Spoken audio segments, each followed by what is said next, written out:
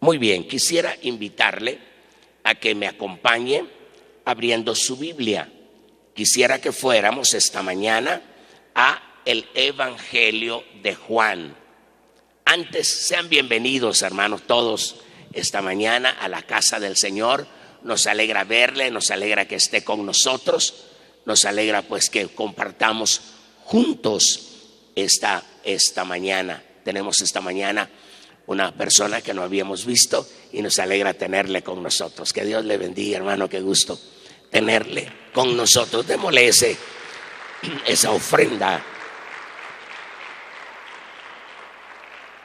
Aleluya, gloria a Dios. Muy bien.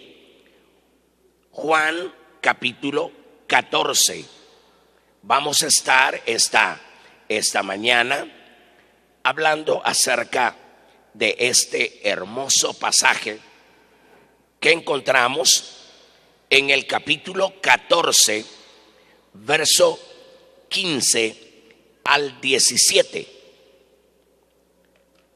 Juan capítulo 14, verso 15 al 17. Aleluya.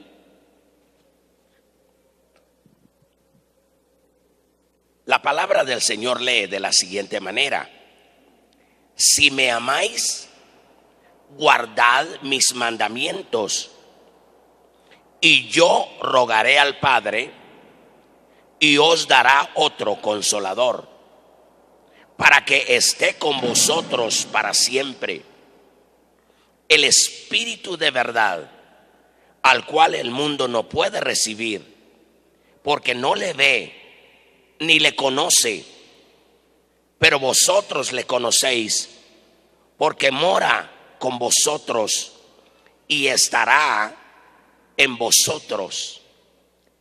Gloria a Jesús. Mire qué interesante, hermano. En el Evangelio de Juan, específicamente en el capítulo 14, capítulo 15 y capítulo 16, nosotros vamos a encontrar, hermano, una riqueza, hermano, de carácter espiritual para cada uno de nosotros. Y es que ahí nos va a hablar, hermano, acerca de una comunión que podemos nosotros tener o llegar a tener, que es tal vez lo más correcto, con el Espíritu Santo de Dios. La relación de intimidad con el Espíritu Santo, déjeme decirle algo, se tiene que cultivar. Si usted no la cultiva, nunca se desarrolla. Y aquí nos va a enseñar, hermano, el apóstol Juan algo sumamente maravilloso. Hoy yo no le voy a hablar de todo eso, solamente quiero tomar el pasaje que tenemos, hermano, en el capítulo 14, del verso 15 al verso 17. Ahí encontramos cómo Juan, hermano, nos va a mostrar, hermano, de una manera muy diferente lo que es el amor que nosotros le debemos mostrar al Señor. Cuando hablamos de el amor que nosotros le vamos a mostrar a Jesús, lo vamos a aprender de la misma manera en que el Señor Jesús le demostró su amor hacia el Padre. Y el amor se lo demostró en obediencia. Por eso, si usted nota, el verso 15, hermano, dice: si me amáis, guardad mis mandamientos. La palabra guardar, hermano, tiene muchos significados. Para nosotros en esta área, la palabra guardar es ir y colocar algo en un lugar seguro, donde no se arruine, donde no se caiga, donde no se pierda. Pero, hermanos, si vamos nosotros a la realidad de lo que el Señor quería mostrarnos, está hablándonos, hermano, de obedecer.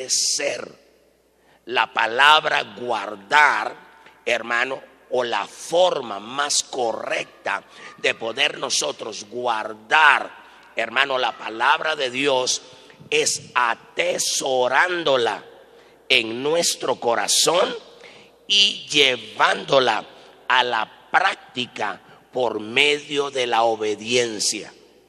De nada nos serviría a nosotros, hermano, hacer toda la liturgia que el culto nos demanda si nosotros en nuestra vida privada no vamos a practicar lo que la palabra de Dios dice.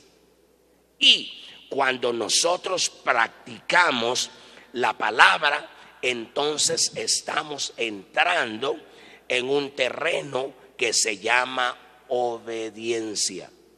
Y aquí es donde yo quiero detenerme, porque esto va a ser, hermano, quizá la lucha más fuerte que usted y yo vamos a tener en todo el transcurso de nuestra vida. Vamos a tener una lucha, hermano, entre dos grandes poderes. El poder de Dios, que nos hace el llamado a obedecerle, y el poder del diablo, que el Señor lo reprenda, para que usted y yo desobedezcamos lo que la palabra de Dios dice. Entonces la forma es cuando el Señor nos habla acerca de sus mandamientos. Nosotros tenemos que entender en primera instancia el tiempo en que el Señor estaba enseñando esta palabra. Entonces Él se refiere a sus mandamientos a todo el Antiguo Testamento. Recordemos que lo que hoy conocemos nosotros como la Biblia, la tenemos dividida en tres grandes partes. La primera, hermano, que son los 5 libros, hermano, que le conocemos nosotros como el Pentateuco, y que, hermano, el pueblo judío lo reconoce como la Torá.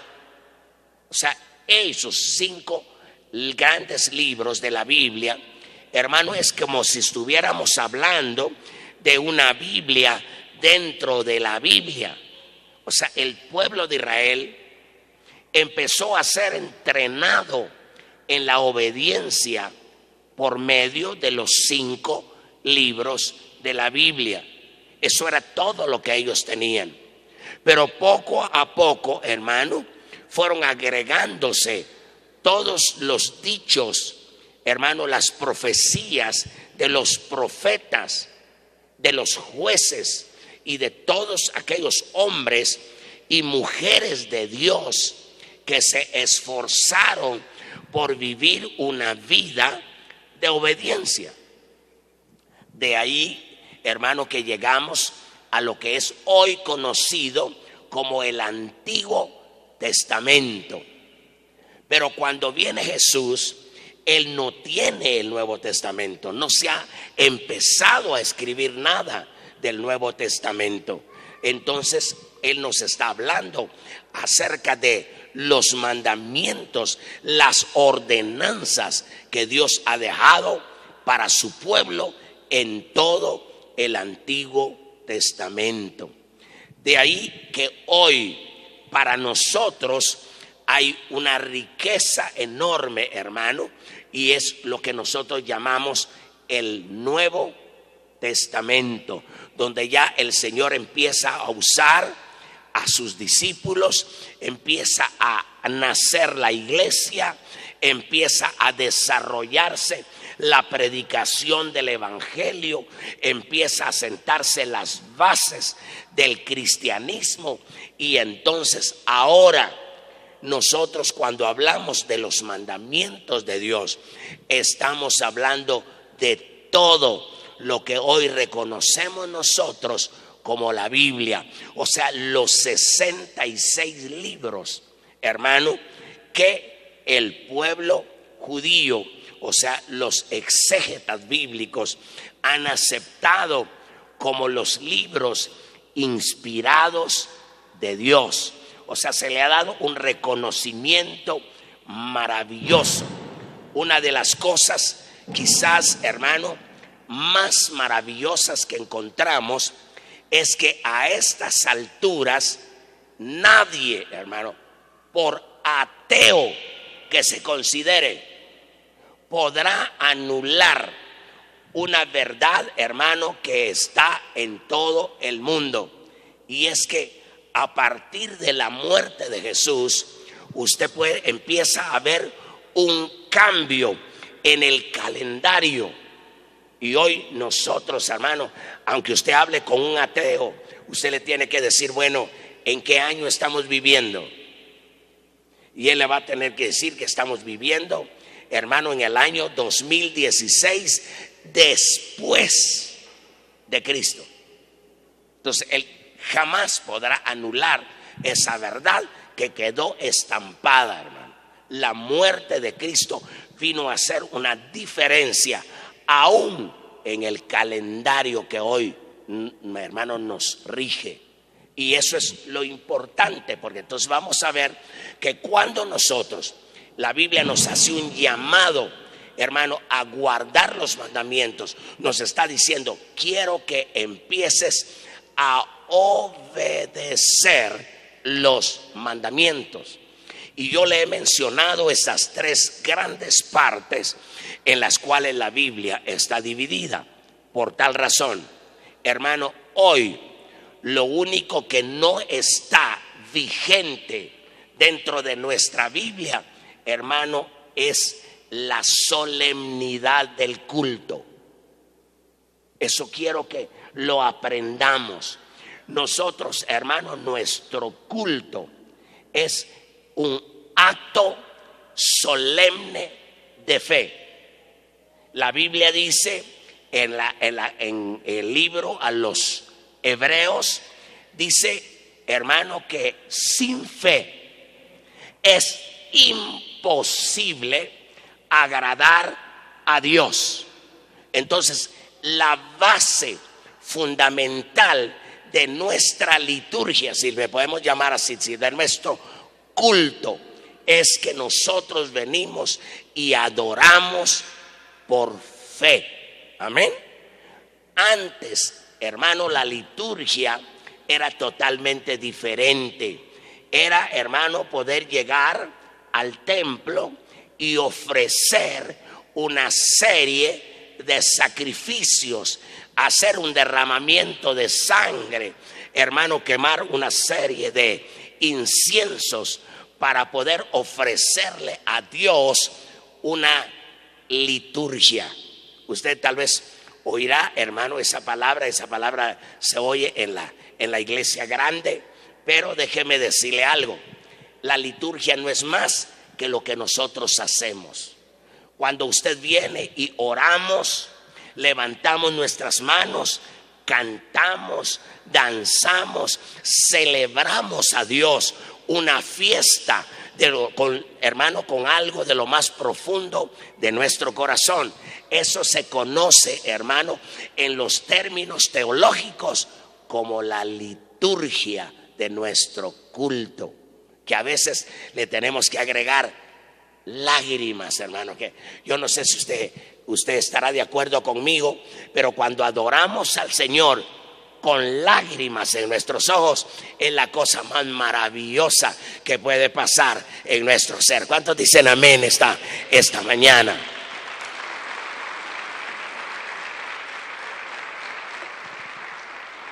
Pues déjeme decirle, cuando la Biblia dice ahí que si usted lo ama, le tiene que demostrar, hermano, se lo va a demostrar en la obediencia a su palabra. El venir nosotros de casa, hermano, y reunirnos en este lugar ya es un acto de obediencia. Usted va a encontrar, hermano, que mucha gente dice, bueno, pero ¿y no que Dios está en todo lugar? ¿Para qué tengo que ir al templo? ¿Para qué tengo que irme a reunir? ¿Para qué tengo que hacer tales y tales cosas? Hermano, lo que sucede es que Él nos llamó a que le obedeciéramos. Si usted ve al pueblo de Israel, el Señor le hace santas convocaciones. Y cuando dice que es una convocación santa, quiere decir que nadie podía, hermano, de pasar desapercibida esa invitación para congregarse. Tenía que caminar, hermano, cientos de kilómetros. Pero la Pascua era una fiesta de una santa convocación, donde se podía decir, Dios mismo los estaba convocando. Cuando nosotros venimos al culto, hermano, prácticamente hemos sido convocados por el Espíritu Santo de Dios para poder estar en una asamblea y poder pasar horas juntos adorando a nuestro Padre Celestial.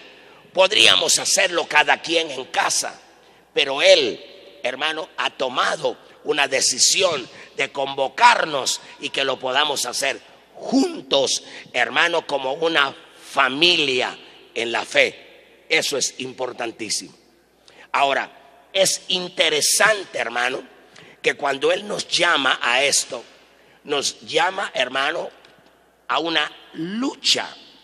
Y esa lucha es la que usted y yo enfrentamos, hermano. No vaya usted a pensar que venir a adorar al Señor es fácil. Hay una lucha, hay una batalla interna, la cual usted tiene que librar para poder venir y ofrecerle ahora no un cordero, no un incienso, sino a ofrecerle su vida, a dejar, hermano, que el Espíritu Santo nos enseñe cómo adorar a Dios. Hay algo acá interesante y ya lo vamos a ver en el verso 16.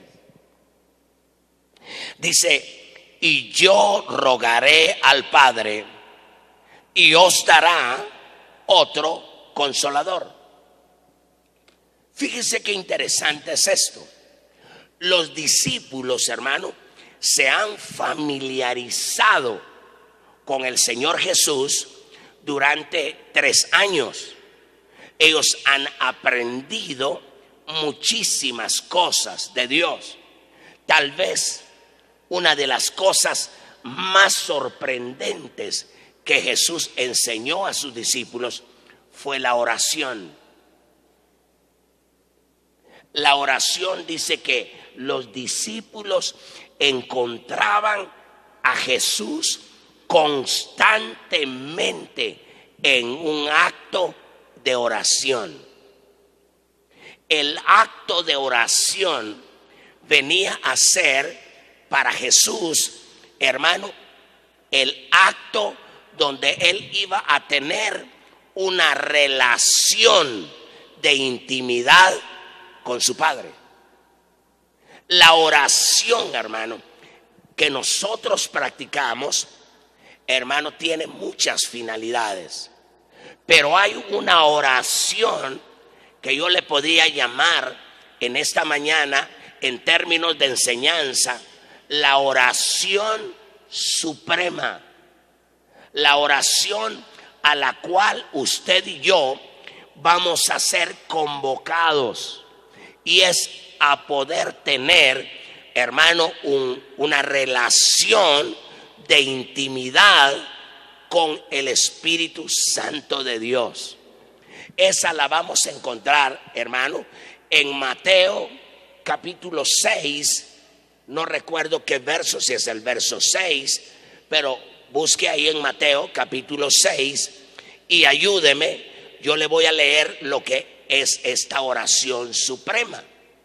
Y la Biblia dice: cuando ores, entra en tu aposento, cierra tu puerta, ora a tu Padre que está en secreto, y tu Padre que ve en secreto te recompensará en público.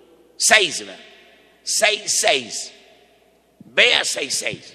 Ahora oiga bien, yo quiero llevarlo ahora, como estamos hablando de un acto de obediencia.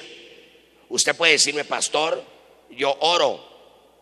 Yo le digo: mire, tal vez la oración más importante que yo he visto en mi vida es una vez que oré juntamente con mis hijos, y que tuve la dicha de ver a mi hijo pequeño, el que tenía en ese tiempo como 8 meses, verlo de rodillas.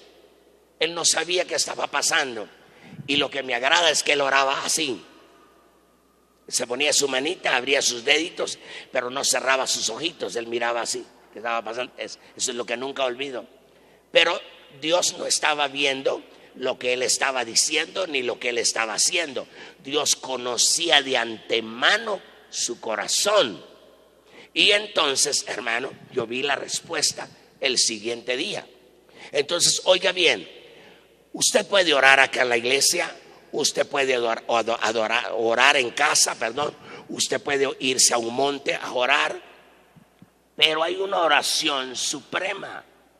Cuando usted se dispone a encerrarse en un cuarto, y que la Biblia dice claramente: entra en tu aposento, o sea, tu cuarto, tu sala, cierra la puerta y ora a tu Padre.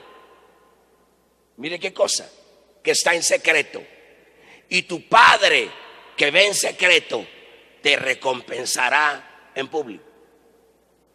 Ahora oiga bien, si le ponemos términos a esa oración, yo quiero llevarlo a usted a un acto de obediencia. Amén. ¿Por qué? Porque el acto de obediencia debe ser, hermano, que yo voy a decirle a mi esposa y a mis hijos: no estoy para nadie. Yo voy a estar ahí encerrado en ese cuarto, pero no voy a salir de ahí hasta que yo tenga la certeza de que encontré una respuesta de parte de Dios para mi vida. Eso puede llevarle 1 hora, puede llevarle 2 horas, puedo llevarle 1 día, puede llevarle 2 días, puede llevarle, qué sé yo, si usted le agrega a esta oración otro ingrediente, y el otro ingrediente es: me voy a encerrar en oración y ayuno.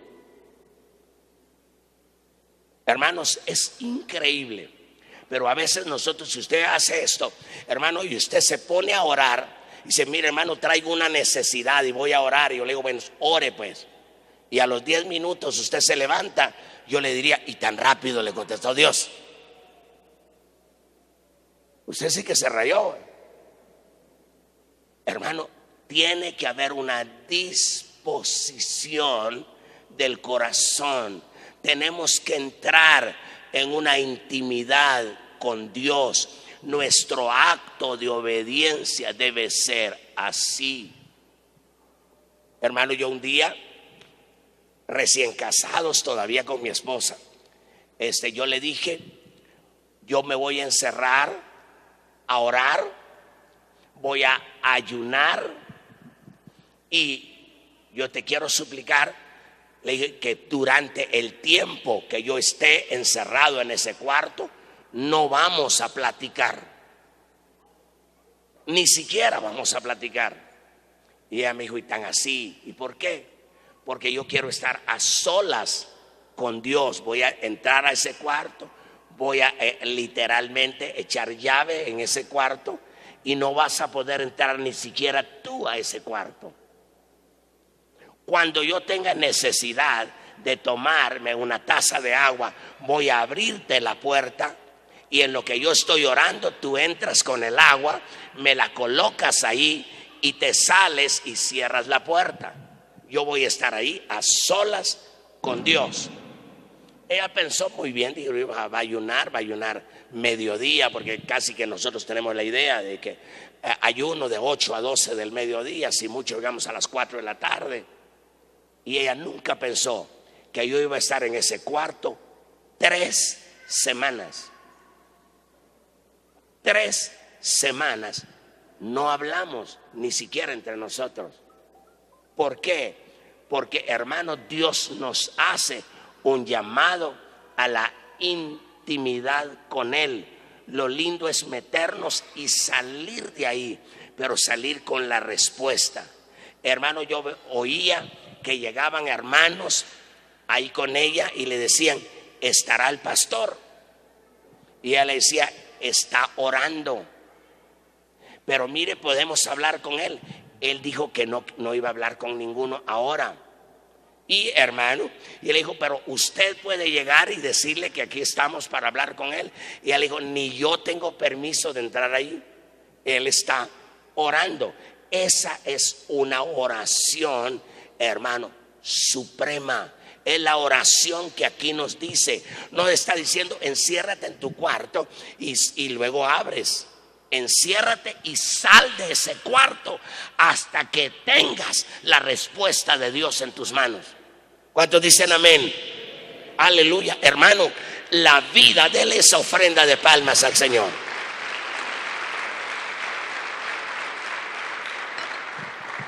Por eso es que usted, hermano, encontramos acá en este pasaje que Él les está hablando. Ellos han tenido una relación de intimidad con Jesús. Ahora Él les quiere enseñar a tener una intimidad con el Espíritu Santo. Pero me llama la atención porque usa la palabra otro. Lea ahí en su Biblia y subraye, hermano, que Él dice que va a enviarles otro consolador. Mire qué lindo, la palabra otro es porque ellos han tenido una experiencia con Jesús, pero ahora la van a tener con otro, y ese otro tiene varios nombres también, y uno de sus nombres preferidos es Consolador. Él es un consolador. En el griego se usa una palabra Paracletos.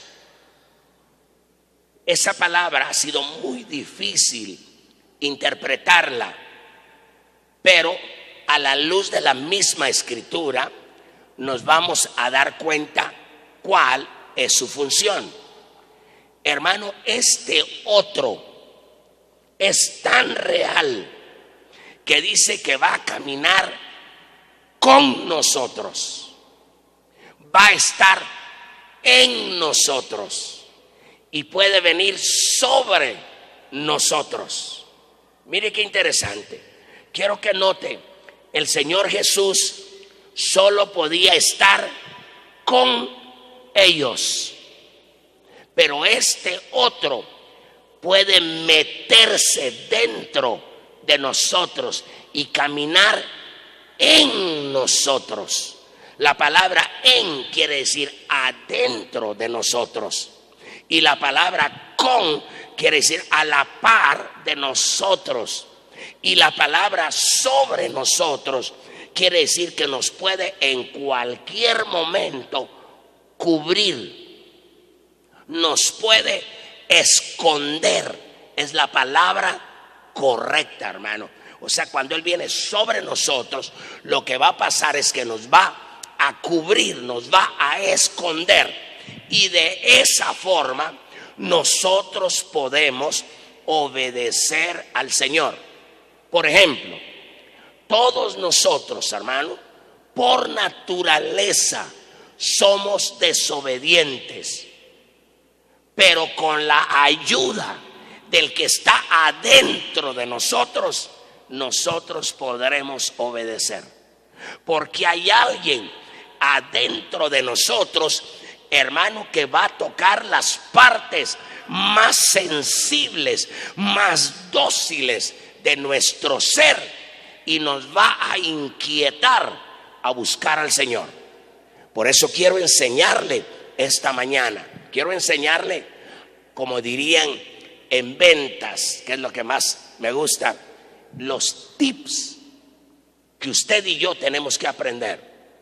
Por ejemplo, hermano, cuando usted está durmiendo y de repente despierta,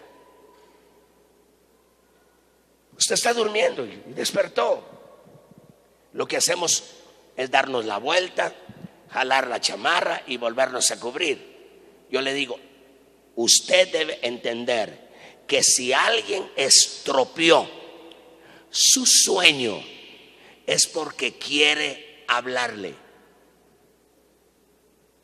Y lo que debemos hacer nosotros como parte de la obediencia, hermano, es sujetarnos a la voluntad del que tiene en sus manos nuestra vida y decirle: Señor, ¿qué deseas que yo haga en este momento?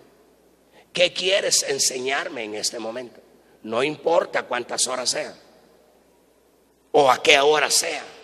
Usted es llamado por Dios en cualquier momento, porque en cualquier momento Dios quiere hablar a su corazón. Lo que pasa es que este otro, hermano, es tan sensible y tan dócil que siempre toca la puerta. Depende de nosotros si le abrimos la puerta o se la cerramos. Si cerramos la puerta, nos podemos haber perdido una experiencia sumamente maravillosa para nosotros, porque no hicimos caso a ese toque maravilloso. Si abrimos la puerta, hermano, hay una expresión en la Biblia por lo demás sublime. Dice: entraré a él, cenaré con él y él conmigo. Usted dirá: Señor, ¿tú vas a entrar a cenar conmigo, Señor? Amén. Vas a cenar, Señor, pero yo no tengo ni fideos, no tengo nada en la cocina, la comida se acabó. Hermano, ¿qué come el Espíritu Santo? ¿Qué come Dios? Amén. Así es, el que toca la puerta. Ahora, lo que quiero decirles, ¿qué come Dios? Amén. Él se deleita cuando usted y yo nos enamoramos con Él. Y lo que quiere oír de nosotros son palabras de lo más profundo de nuestro ser. Palabras como: te amo, Señor. Qué agradable es estar contigo. Señor, no hay cosa más hermosa que disfrutar de tu compañía. Que usted se las empiece a decir a Él. Y si usted le dice esas palabras, Él también le dirá las cosas que quiere decirle. Entonces, en esa intimidad, en esa relación de intimidad, nosotros vamos a empezar a trabajar el proceso de obediencia. El proceso de obediencia es, hermano, nunca le diga no al Señor. Nunca, oiga, y estoy usando un término demasiado fuerte. Nunca le diga no al Señor. El Señor le va a llamar, le va a hablar por medio de sus siervos, le va a hablar por medio de su espíritu, le va a hablar por medio de alguien. Pero hermano, la expresión de amor es: Señor, estoy listo en el momento que tú me llames. Esa es parte de la obediencia. Cuando yo tengo que decirle, Señor, estoy listo. Si tú me llamas, si me llamas a medianoche, no importa. Si me llamas, aunque sea a las 4 de la mañana, la Biblia lo dice así. Aunque sea en la primera vigilia, en la segunda vigilia o en la tercera vigilia de la noche. Yo estoy listo cuando tú me llames. Porque, hermano, yo sé que tú quieres tener una relación de intimidad conmigo. Y es a eso que nos está llamando. Este amigo, este consolador que se mete a nuestras entrañas y que por dentro nos impulsa, hermano. Déjeme decirle algo. A veces usted va a sentir el deseo de, hermano, alabar al Señor. Pero usted dice, qué vergüenza, aquí solito yo. Hermano, haga lo que el Espíritu le está diciendo. Alabe a Dios, bendiga al Señor, sea sensible a la voz de ese que está en usted, de ese que le está pidiendo que hermano, ofrezcamos una ofrenda a nuestro Padre Celestial. Porque déjeme decirle, también hay otro que nos inquieta, pero nos inquieta al pecado. Y usted va, hermano, a estar de acuerdo conmigo cuando empiezan a brotar deseos impuros y que llegan y toman control de nuestra mente. Y usted dice, ¿le digo o no le digo? ¿Hago o no hago? ¿Agarro o no agarro? Y usted está oyendo una voz, hermano, en su interior que le dice, si aquí nadie te está viendo, róbate un poquito, además es un poquito, además es una sola vez. Y el diablo susurra de la misma manera que lo hace el Espíritu Santo. ¿Por qué? Porque el diablo es un imitador y nos quiere confundir con su imitación, como si Dios nos estuviera hablando. Yo le digo, hermano, a veces habla más el diablo que Dios, pero nosotros debemos preparar nuestra vida para que Dios nos hable, no para que nos hable el enemigo. Y por eso es que tenemos que aprender a tener esta clase de intimidad. Yo quiero ir terminando esta mañana con esto. Quiero hacerle una pregunta. No me la conteste, quiero que se la conteste usted mismo. ¿Hace cuánto tiempo usted se encerró a solas con Dios? Yo no le estoy diciendo que oró, que se encerró a solas con Dios. Encerrarnos es apartar un tiempo. ¿Cuánto va a ser? Hermano, como mínimo tiene que ser 1 hora. La Biblia dice que como mínimo tiene que ser 1 hora. Pero ojalá fuera todo un día. Ojalá fuera todo un fin de semana. Que yo dijera, no voy a salir de ahí hasta que tú me des la respuesta. Hasta que tú obres de acuerdo a lo que necesito. La vida cristiana, hermano, es una vida de obediencia. Y cuando hablamos de obediencia, estamos hablando de precio. Estamos hablando de un costo. ¿Ha pagado usted el costo de su obediencia? ¿Ha pagado usted el costo, hermano, que requiere un llamado a la obediencia? Hermano, eso es a lo cual el Señor nos quiere llevar. Nos quiere preparar. No seamos, hermano, como caricaturas de cristianos. Vayamos a la realidad de la palabra y salgamos de ese encierro, hermano, como Moisés salió de la montaña. Todo el pueblo de Israel dijeron, Moisés se fue a la montaña, ya va a venir, a la noche viene. Pasó un día, pasó una semana, pasaron 2 semanas, pasaron 3 semanas, 4 semanas y Moisés no bajaba. Entonces le dijeron a Aarón, haznos un Dios que vaya delante de nosotros, porque a ese Moisés que nos sacó de Egipto, a saber qué le sucedió. De repente una fiera se lo comió en la montaña. De repente un reptil se lo comió en la montaña. Y ellos no sabían que Moisés estaba en la presencia de Dios y que bajó de la montaña hasta las 5 semanas, 5 días. Hermano, la bendición de Dios tiene un costo y ese costo hay que pagarlo y se llama obediencia. Hermano, que podamos usted y yo un día encerrarnos y decirle: Señor, aquí estoy, heme aquí, oh Dios, enséñame a hacer tu voluntad. Eso va a ser importantísimo en nuestra vida y en el desarrollo de nuestra vida cristiana. Yo le invito esta mañana a que ahí en su lugar cierre sus ojos conmigo. Quiero que abramos hoy las puertas de nuestro corazón. Hermano y hermana, joven y señorita, estamos siendo desafiados en esta mañana. Entra a tu cuarto, cierra tus puertas, ora a tu Padre que está en secreto, y tu Padre que ve en lo secreto te recompensará en público.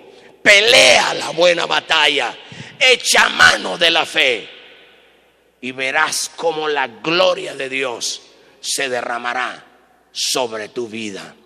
Señor Jesús, esta mañana yo me presento delante de ti.